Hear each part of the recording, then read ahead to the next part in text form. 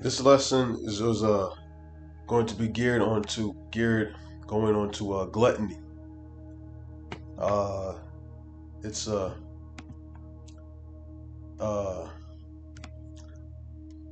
it comes down. It's a sin, and it goes into basically covetousness. When you are a glutton, also you're very undisciplined. There's a saying that health is wealth, and that's true. You want to basically have at least some type of discipline to you, especially as you growing in this thing about just eating any basically just eating anything and eating to you're fucking stuffed.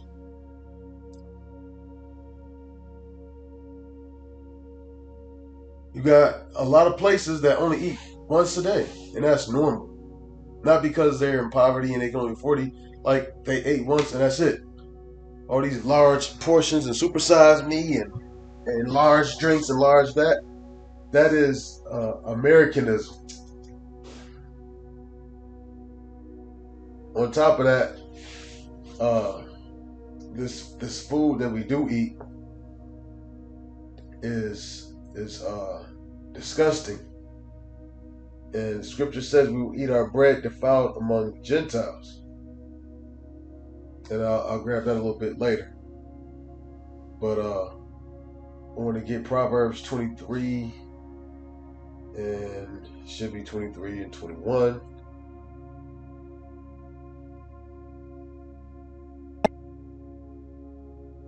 This is Proverbs chapter 23 and verse 21. It says, "For the drunkard and the glutton shall come to poverty, and drowsiness shall clothe a man with rags." So it says that how a drunkard and the glutton shall come to poverty. Because when you're engaging and indulging in gluttony, first you're not as alert as you can be. When you're a glutton, what's one thing that you're not doing is you're not afflicting your soul.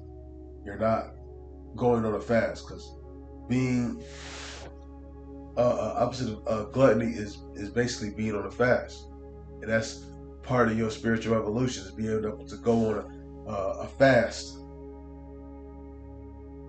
where you can basically crucify this flesh and deny yourself, making sacrifices. Hey, I don't want to eat. I want to be like, the great men I've read about in the Bible, and go on fast like how I've seen it, heard they did, or somebody that that's around you that did a fast. Like, oh man, I want to go on a fast myself. And there's something about going on a fast that gives you a sense of accomplishment, because after really, if after you've been on a fast for about 72 hours, you don't even feel hungry no more. I want to say really about after like 60 hours, like the urge of hunger kind of subsides. It's like your body gets used to, it's telling you hungry, hungry, hungry, hungry, hungry, hungry, hungry, and then it just gives up. It's like, forget it. I'm not going to keep saying hungry, hungry, hungry. You'll feel yourself losing weight. You feel yourself feeling younger, healthier. All of these things are good.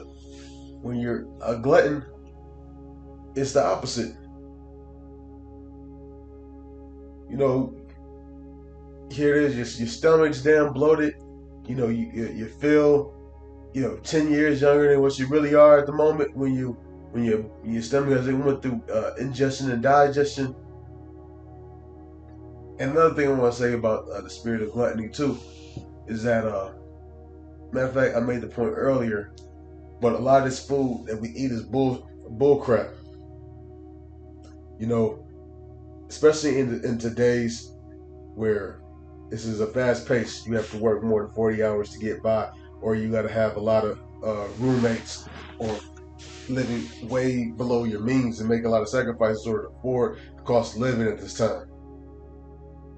And so it's because you work so many hours, you don't got time to do stuff like cook.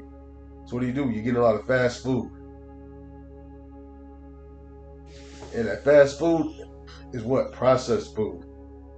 You're getting a whole bunch of processed food, and none of it is good for you. Your body is getting so used to it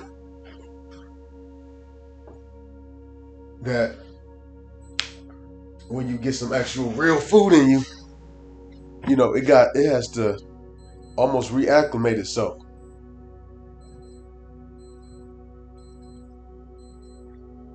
Man, when you go on a binge eating diet, because when you're a glutton, really in today's age, you're eating fast food all day.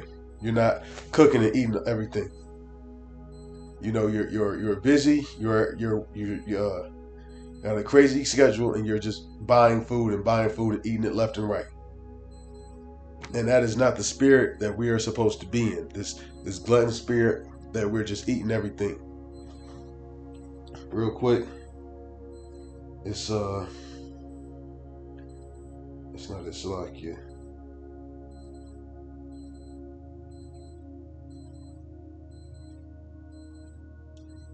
This is it's like Ezekiel 4:13. It says, and Yahweh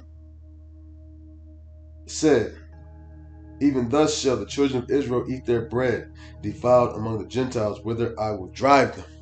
And one of the places he drove us to here in America, and America scientists have made a art out of making processed food, making fruit, spraying pesticides on them, fruit that don't have any seeds in them. You got artificial, what do they call them?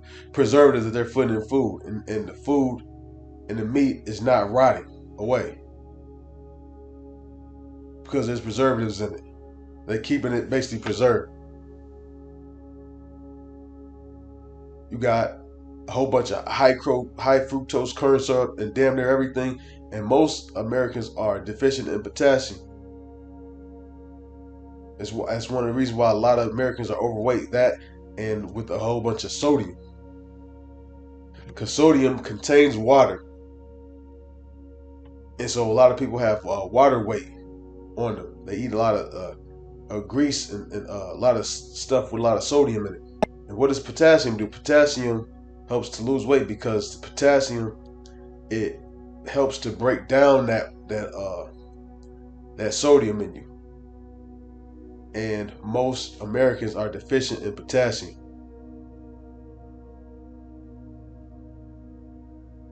The diets that they put in these restaurants, they have science engineers that do their best to make the food more addictive.